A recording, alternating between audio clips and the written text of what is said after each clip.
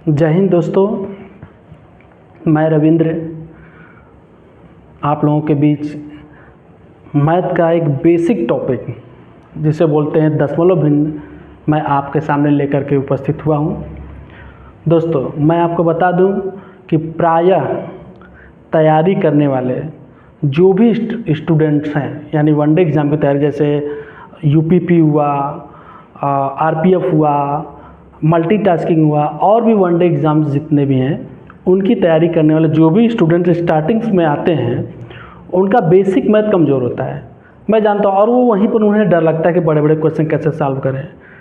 तो मैं आपको बता दूं दोस्तों कि जो मैं टॉपिक छोटा सा टॉपिक लेकर के आया हूँ, इसी तरीके से अगर इस वीडियो को अंत तक देखेंगे तो मुझे पूरा विश्वास है कि आपका जो बेसिक मैथ है वो काफ़ी मजबूत होने वाला है। तो दोस्तों, समय को ध्यान में रखते हुए हम लोग इस टॉपिक को स्टार्ट करते हैं। आइए देखते हैं। तो हमारा जो छोटा सा टॉपिक है, इसका नाम है दशमलव भिन्न। दशमलव भिन्न को इंग्लिश में बोलते हैं डेसिमल फ्रैक्शन।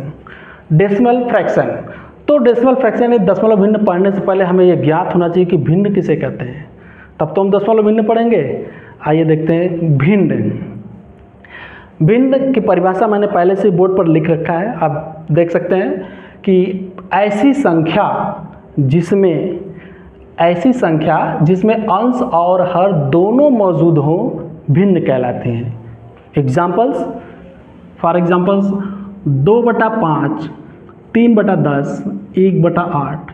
दोस्तों, मैं आपको बता दूं कि हमेशा 2/5 में 2 ऊपर वाले को अंश बोलते हैं और नीचे वाले को हर बोलते हैं।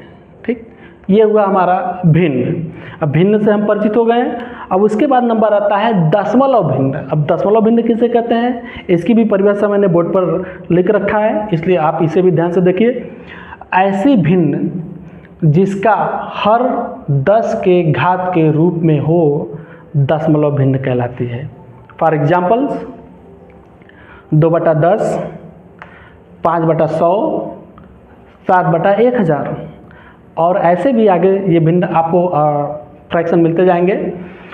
देखिए, जैसा कि मैंने बोला कि परिभाषा में कि हर 10 के घात के रूप में हो। देखिए 10, ये भी 10 के घात के रूप में है, ये भी 10 के घात के रूप में है। तो दोस्तों, ये हुआ हमारा दशमलव भिन्न। अब हम परिचित हो गए हैं कि दशमलव भिन्न किसे कहते हैं। अब इसमें हमारे पास कोई कंफ्यूजन नहीं रहा। हाँ, अब अगला इसका जो टॉपिक है वो है भिन्न के प्रकार, यानी टाइप्स ऑफ फ्रैक्शंस। अब टाइप्स ऑफ फ्रैक्शंस में फ्रैक्शंस तो देखिए बहुत हैं। Simple fraction, decimal fraction, mixed fraction, proper fraction, improper fraction, like fraction, unlike fraction, unit fraction, बहुत प्रकार के भिन्न हैं। लेकिन हम सभी भिन्नों को पढ़ करके पोथी हमें तैयार नहीं करना है। हमारे ध्यान में एक बात हमेशा याद रखनी है, हमें ध्यान में रखना है कि हम वनडे एग्ज़ाम की तैयारी के लिए आए हैं। हमें कम समय में ज़्यादा क्वेश्चन को सॉल्व करना है और कम समय में ज़्यादा से ज़्यादा चैप्टर को पढ़ लेना है, और वो ऐसे पढ़ लेना है जो कि हमारे लिए वो रामबाण सिद्ध हो। तो इसके लिए हमें जो भी पहले ज़रूरत की चीज़ें हैं हम उसे अच्छे से कवर करेंगे। आइए देखते हैं भिन्न के प्रकार। पहला साधारण भिन्न, दूसरा दशमलव भिन्न, तीसरा मिश्र भिन्न। साधारण भिन्न देखिए, इसके एग्जाम्पल क्या है, 2/5, 1/7, 9/13 एंड सो ऑन।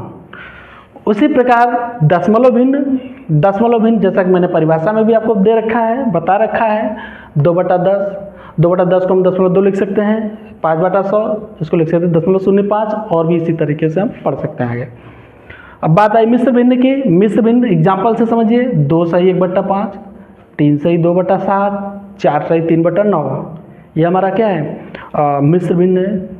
मैंने जैसा कि दोस्तों पहले भी बता दिया है कि इसके आगे और भी बहुत सारे भिन्न हैं, लेकिन पहले हमें मुख्य रूप से इन 3 भिन्न से ही दशमलव भिन्न को पहले समझना है। वैसे जैसे जैसे टॉपिक आगे जाएगा आपको एक एक भिन्न क्लियर होता चला जाएगा। लेकिन एक बात हमेशा हमें ध्यान में रखना है कि हमें कोई पोथी नहीं तैयार करना है, हमें उतना ही पढ़ना है जितने से कि हम नौकरी पा सकें। हमारा टारगेट है कि हमें जल्द से जल्द कामयाबी मिले। ठीक है, तो अब इसके बाद दोस्तों मैं आपको बता दूं कि हमारा जो अगला टॉपिक होगा कि साधारण भिन्न को हम कैसे दशमलव भिन्न में बदलेंगे, दशमलव भिन्न को कैसे हम साधारण भिन्न में बदलेंगे, साधारण भिन्न को कैसे हम मिश्र भिन्न में बदलेंगे, और मिश्र भिन्न को कैसे फिर हम दशमलव भिन्न में बदलेंगे। ये सब टॉपिक आपको पढ़ने हैं दोस्तों। चूँकि समय बहुत ज़्यादा हो जाएगा, वीडियो हमारा लंबा हो जाएगा अगर एक एक टॉपिक में खोल करके पढ़ाऊँगा तो।